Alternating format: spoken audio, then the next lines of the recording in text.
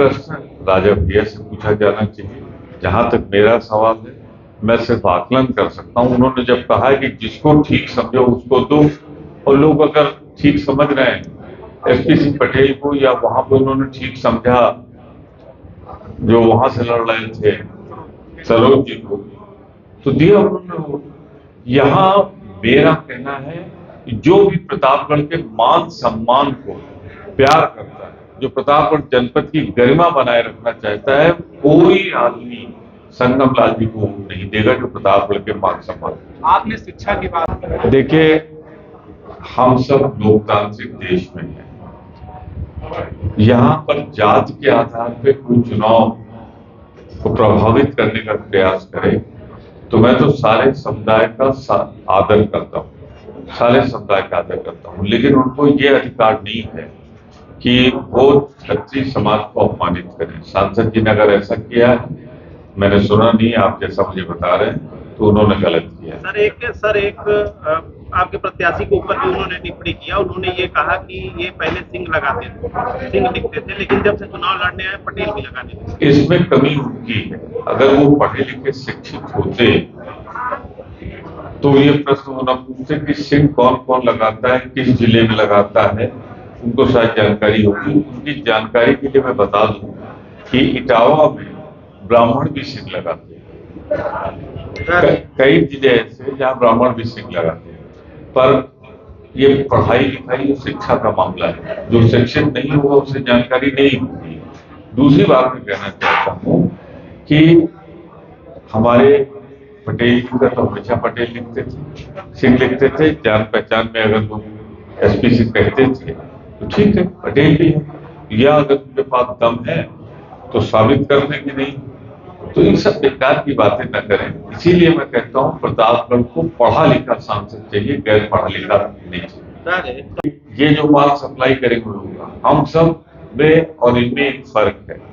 हम धार्मिक हैं, धर्म में आस्था रखते हैं, जो जिस धर्म का है, पर हम इनकी तरह अपना धर्म बेचते नहीं। हम भगवान राम के पुजारी हैं और ये सब भगवान राम के व्यापारी हैं। अगर सचमुच पुजारी होते तो भगवान राम का इस्तेमाल राजनीति में न करते।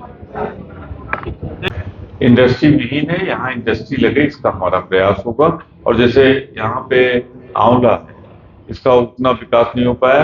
हाँ, राजा दिनेश सिंह ने अपने समय में शुरुआत की थी, पर वो परवान नहीं चल पाया। सर, अमेठी रायबरेली को अमेठी में स्मृति जी अब सिर्फ स्मृति में रह जाएंगी, अब वर्तमान नहीं रहेंगी।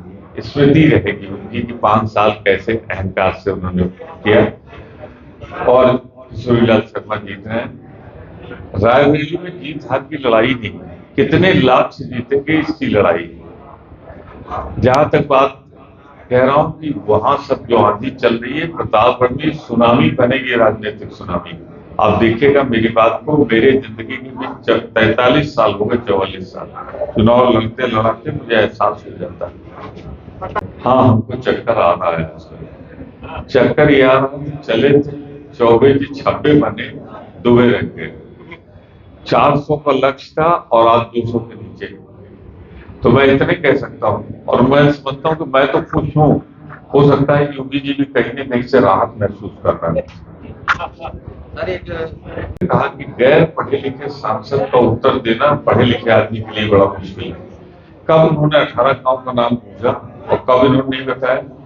मैं उनसे कहना चाहता हूँ कि संगम लाल जी को अगर छोड़वा दूं मैं कहीं किसी गांव में, अपने आप लौट के नहीं आ सकते। हाँ, बंबई की गलियां उनको ज्यादा मालूम, बंबई में ज्यादा उनका समय बीता है, तो बंबई की गलियां उनको ज्यादा मालूम है, यहाँ की नहीं। क्योंकि जैसे उद्घाटन कराना हुआ तो बंबई के कलाकारों को ले आए, यहाँ के कलाकारों को। मैं स्पष्ट करना चाहता हूँ कि 5 चरण के चुनाव समाप्त हुए और इन 5 चरणों में इंडिया गठबंधन की आंधी चल रही है। भारतीय जनता पार्टी के पैर उखड़ गए। आसपास के जनपदों में भी सभी जगह भारी बहुमत के साथ इंडिया गठबंधन के प्रत्याशी आगे चल रहे हैं।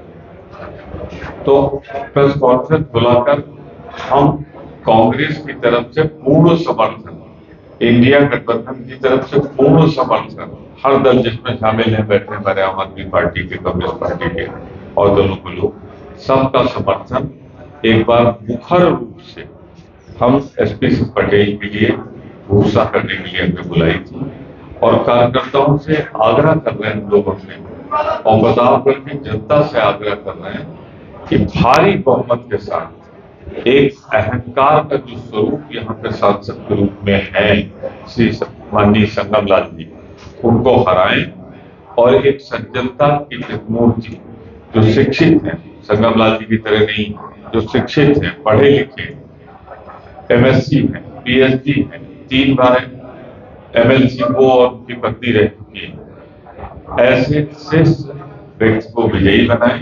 इसी के लिए मैंने प्रेस कॉन्फ्रेंस सर कल